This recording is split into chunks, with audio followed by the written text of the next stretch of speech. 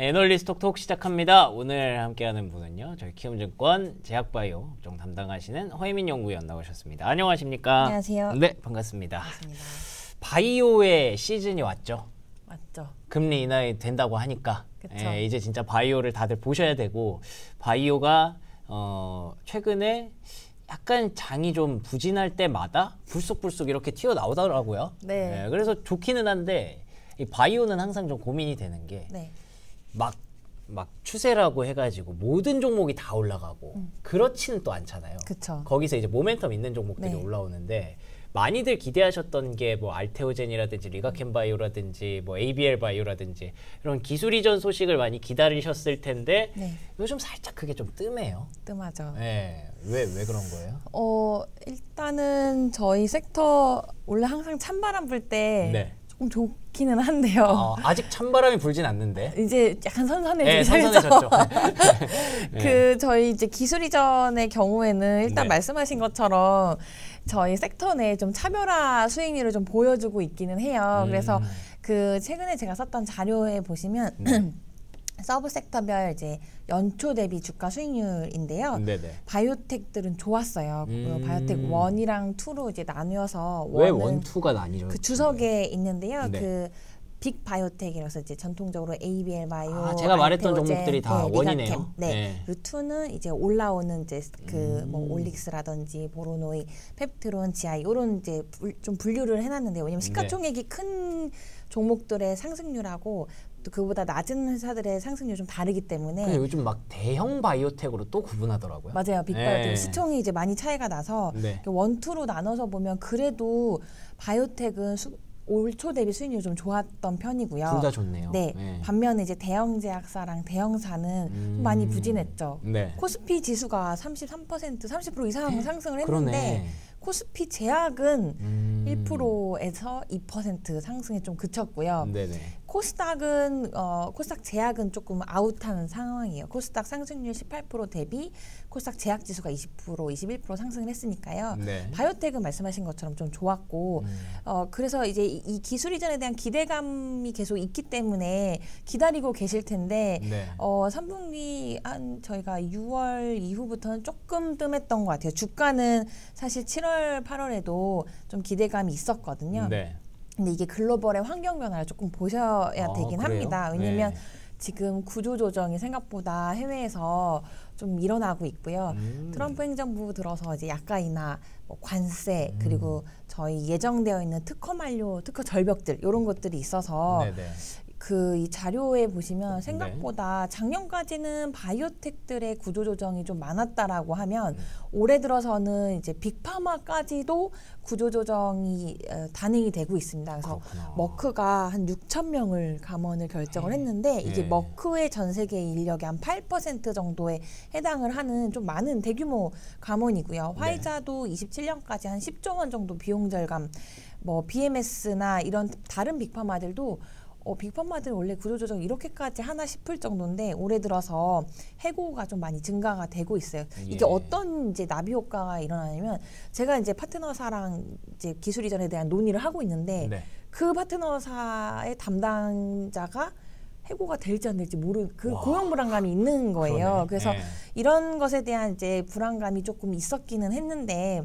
그래서 제가 이제 5월부터 8월, 그러니까 트럼프 행정부 들어서 본격적으로 약가인하를 언급하기 시작한 5월에서 8월 사이에 기술 이전 금액, 뭐 건수 추이 이런 걸 살펴보니까 실은 그렇게 소폭 감소하기는 했는데 글로벌하게는 이제 기술 이전 건수가 많이 줄었다고 보기는 조금 어려워서 구조조정이 있었긴 했지만 이 여파가 실제로 이제 아직은 뭐 많이 드러나진 않았다라는 생각이 들고, 또 한 가지는 이제 분기별 기술 이전 추이라고 해서 인사이트 자료 3페이지 보시면 또 이게 제가 찬바람 불면은 sek터 조금 좋아진다고 했잖아요. 이게 분기별로 기술 이전 그 건수들을 살펴보니까요. 4분기가 다 높네요. 4분기가 좋아요. 그래서 이게 약간의 원래 이런 계절성이 있는 건 아닌데요.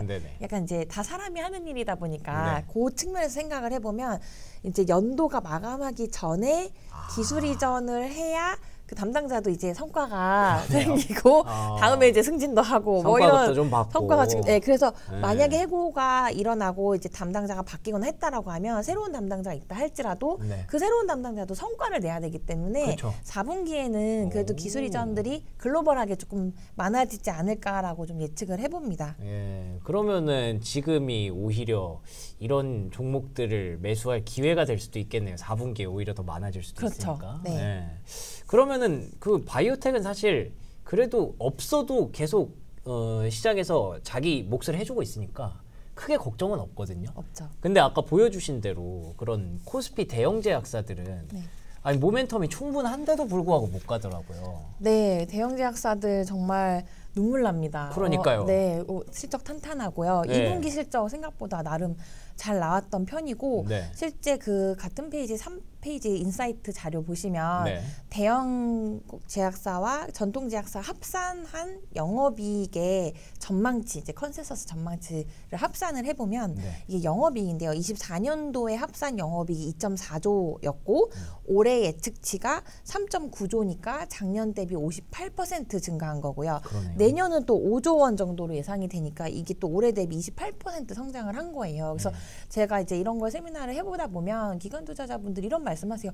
우리 섹터만큼 이렇게 이익이 잘 나오는 섹터가 있냐. 심지어 이제 영업이익률도 작년에는 이제 합산해서 매출액과 영업이익을 따져보면 14%, 올해 19%, 내년에 22%거든요. 근데 왜 주가는 안 되는가? 이걸 좀 다시 생각해 볼 필요가 있는데 2분기 실적은 저희가 대체적으로 이제 잘 나왔지만 1분기 이제 복귀 보면 좀 미스했어요, 실적을. 그리고 4분기도 좀 미스를 했어요. 그러니까 약간 그러니까 실적에 대한 신뢰도가 그렇게 높지 않았던 거예요. 그래서 2분기 실적이 잘 나왔던 게 일회성인가? 정말 펀더멘털 레벨업이 더 잘 나오는 거에 대한 아직은 이제 의구심이 있기 때문에 그래서 중요한 건 이제 3분기 하반기 실적이 되게 중요하다고 봐요. 하반기 실적이 잘 나와야 26년에 대한 실적 신뢰도가 반영이 되면서 정말 이제 펀더멘털이 좋구나라고 좀 보실 수 있을 것 같아요. 아, 그렇군요. 참 그 해외 헬스케어 종목들은 이 실적을 먹으면서 오히려 경기 안 좋을 때, 시장 안 좋을 때 방어주가 되곤 하는데 국내는 이제 제약 바이오로 묶이다 보니까 바이오텍도 아닌데 실적도 좋은데 그걸 또 믿어주지 않는 그런 좀 안타까운 현상이 발생하는 것 같습니다. 그거를 다시 신뢰도를 회복하려면 하반기에 실적 시즌이 괜찮았을 때 그때는 또 이제 대형 제약사가 또 아웃퍼폼하는 그런 구간을 기대해 볼 수도 있을 것 같아서 찬바람 불기 시작하면 확실히 제약바이오가 더 지금보다 시장에서 중심에 설 가능성도 있겠네요. 자, 그리고 두 번째로 볼 리포트를 보니까 굉장히 좀 흥미롭군요. 주야불식 허혜민인 이거 직접 만드신 거예요? 허혜민이? 저희 지원팀에서 많이 도움을 주셨고요. 그 표지 잘 보시면 깨알같이 밤낮으로 쉬지 아니함. 그 저희 섹터 정말 혁신을 밤낮으로 쉬지 않는다라는 게 있고요. 그 밑에 보시면 깃발들 있어요. 그래서 이게 좀 깨알 같은 포인트인데 미국이 헬스케어에서 가장 항상 선두로 가고 있는데 바짝 추격하고 있는 부대가 있죠. 중국에. 중국이 정말 이제 많은 걸 동원해서 바짝 추격하고 있고 한국이 이제 그 뒤에 살짝 좀 느긋하게 하고. 그러네요. 이게 뭐 물론 압도적으로 지금 마차가 너무 좋아 보이긴 하는데 근데 어쨌든 이 중국의 물량 공세를 또 무시할 수가 없으니까. 요거 그러면은 그 중국의 물량 공세 이게 어느 정도 수준까지 올라온 건가요? 이게 제가 자료에 보시면 이제 그동안에는 중국이 잘하고 있다 이거를 좀 많이 말씀드렸어요. 근데 이번 자료에는 어떤 기업들이 이 단기간에 어떻게 이렇게 잘할 수 있었는가를 좀 케이스 분석을 하다 보니까 이 케이스 분석하다 보니까 더 놀라웠던 거는 이 14페이지 보시면 이게 베이진이거든요. 베이진이라는 이제 중국의 회사인데 전임상 건수가 원래는 한 7개 정도 내외였거든요. 지금 이제 82개입니다. 이게 다 굉장히 한 10년도 안 되는 사이에 굉장히 빠르게 올라왔고요. 일일이 이제 시간상 다 말씀드릴 수는 없고 비교해서 이제 15페이지로 말씀을 드리면 이게 이제 중국의 몇 개 이제 주요 회사들하고 우리 국내 대형 전통제약사 좀 비교를 해본 건데 R&D 비용 보시면요. 2.7, 그러니까 작년에 2.7조를 R&D에 쏟아부은 거예요. 근데 영업이익이 적자예요. 와. 그러니까 이 회사들은 지금 당장의 수익에 신경 쓰지 않아요. 일단은 미래 투자하기 때문에 굉장한 R&D 쪽에 투자를 올인을 하고 있습니다. 그래서 이 비율이 이게 압도적이네요. 네, 따라가기가 어렵네. 52%예요. 네. 그래서 빅파마 파트너십도 보세요. 더 많아요. 확실히 많이 투자할수록 좋은 파이프라인을 갖고 있기 때문에 굉장히 많고 적게 투자한 회사가 이제 뭐 이노반트가 한 5천억. 네, 우리나라가 많이 보통 한 2천억 투자하거든요. 연에. 네. 그거에 비하면 이제 확실히 좀 많이, 그러니까 매출 대비 R&D 비율도 확실히 많고요. 파이프라인 임상하고 있는 파이프라인 수도 우리나라가 좀 많이 갖고 있는 회사가 이제 한미인데 헝루이 85개입니다. 네, 굉장히 많아요. 41개, 뭐 22개. 되게 풍부하고요. 이거를 이 회사들은 또 동시에 진행을 합니다. 예를 들면 뭐 EGFR을 한다 그러면 우리는 3세대 EGFR 이제 하나에 이제 올인을 해서 집중해서 하잖아요. 예. 이제 중국 회사들은 EGFR 디그레이더도 하고 EGFR 다중항체도 하고 여러 가지를 동시에 한 다음에 뭐가 잘 될지 모르니까 동시에 투자를 해서 그 중에 잘 되는 거를 이제 기술 이전을 한다든지 뭐 이런 식으로 가고 있어서 이런 것들이 있고요. 또 하나는 저희 섹터 그 제약바이오 산업은 다른 거 없어요. 제약바이오는 규제 산업이기 때문에 세 가지만 잘 해주면 됩니다. 그 정부 지원, 규제 산업이니까 정부 지원 잘 받쳐줘야 되고 자금, 돈 들어가면 되고요. 유동성, 인재. 이 세 가지만 되면 이 그 혁신의 탄력은 막을 수가 없어요. 그거 중국이 잘하는 거잖아요, 셋 다. 그래서 이걸 보고 그래도 이제 우리도 이제 보고 배울 점들 이런 것들을 좀 보고서에 담아봤으니까 참고로 좀 보시면 좋을 것 같아요. 그렇군요. 근데 또 이제 우리의 상황이 그거를 정말 따라갈 수 있을 정도의 상황인가를 놓고 봤을 때 뭐 빅파마의 겨울이 온다 뭐 이런 얘기도 있고. 우리는 아무래도 이제 빅파마하고 많이 이제 협업을 하다 보니까 빅파마 기술 이전도 그쪽으로 많이 하려고 하고요. 그런 얘기 나와야 또 주가도 또 가잖아요. 되죠. 그래서 이제 빅파마가 얼만큼 또 투자를 많이 하고 R&D를 많이 채우는지가 중요한데 상황은 그렇게 녹록한 상황은 아닙니다. 왜냐하면 말씀드렸던 것처럼 지금 구조조정도 하고 있고 약간이나 어떻게 될지 아직 알 수 없고요. 특허 절벽도 또 있다 보니까 이게 이제 전 세계 R&D 비용 추이를 좀 조사를 해보면요. 이게 그 주야불식 자료 26페이지에 있는데요. 그 전 세계 R&D는 절반 정도 한 40%가 빅파마가 차지를 해요. 상위 10대 제약사가 차지하는 게 40%예요. 이들이 돈을 엄청 투자를 하는데요. 그동안은 계속해서 매년 7에서 8%씩 R&D 투자를 늘려왔어요. 근데 향후 5년간은 2030년까지는 2에서 3% 정도로 좀 둔화가 전망이 됩니다. 그래서 이게 좀 줄어들다 보니까 그래서 이제 파생될 수 있는 나비 효과라고 하면 뭐 30페이지에 제가 적어드린 이제 뉴코라고 해서 뉴 컴퍼니라는 새로운 이제 그 구조가 생기기 시작했고요. 이게 빅파마에서 성공 스토리를 가지고 나오신 분들이 뭐 유명 VC나 같이 이제 회사를 설립해서 그런 거 되게 많던데. 이걸 이제 빅파마한테 나중에 M&A를 하든지 뭐 IPO를 하든지 대표적인 성공 사례가 메세라인 거죠. D&D 파마텍의 요즘 파트너사. 핫하더라고요. 메세라가 굉장히 뉴코의 성공 사례로 이제 많이 나오고 있고요. 우리나라의 다른 업체들도 이런 그 뉴코한테 기술 이전을 많이 해요. 왜냐면 그 회사들이 속도전이거든요. 그 회사들은 이제 왜냐면 빅파마가 뭘 원하는지를 아니까 이걸 빨리 개발해서 이제 넘기는. 그리고 빅파마들은 특허 절벽을 앞두고 있기 때문에 어쨌든 사야 되거든요. 빨리 개발한 거를. 근데 당장 회사를 시작했는데 자산이 없잖아요. 에셋이 없잖아요. 그래서 우리나라든 중국에서 그 기술을 가지고 와서 그걸 빨리 개발하는 그런 전략들을 하고 있어서 뭐 에이비온이라든지 나이백이라든지 이런 회사들이 뉴코의 기술 이전을 한 것으로 추측이 됩니다. 그래서 이런 회사들이 앞으로도 더 많이 나올 거고요. 이 회사들의 이제 나중에 투자하실 때 특징을 보시면 D&D 파마텍의 과거를 생각해 보시면 돼요. 왜냐하면 D&D 파마텍도 원래는 시가총액이 2,500억에서 3, 4천억대였다가 메세라에 대한 시장의 신뢰도가 올라가면서 그 펀더멘털이 다시 이제 상승하기 시작했거든요. 그래서 이 회사들도 그 기술 이전한 회사 파트너사가 어떤 인재들이 모여 있고 자금 조달을 잘 받을 수 있는지 이런 것들이 이제 확인이 되면 점차 다시 재평가될 걸로 예상을 하고 있습니다.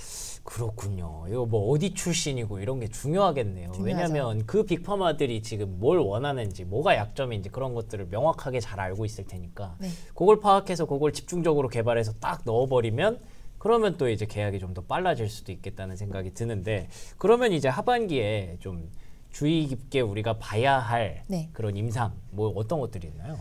지금 글로벌 헬스케어 투자업계에서 가장 주목하고 있는 임상 데이터 발표와 승인 일정들이 있습니다. 그게 자료 38페이지에 있는데요. 네. 그러니까 비만이 워낙 핫한데 올해는 경구 쪽으로 특히 데이터 민감도가 좀 높아요. 그래서 릴리 같은 경우는 이 올포글로프린 데이터 먼저 탑라인 발표하고 나서 릴리의 시가총액이 한 주간 뭐 190조가 날아가기도 했었는데요. 요거 이제 세부 데이터가 이제 9월달 유럽 당뇨학회에서 나올 예정이고요.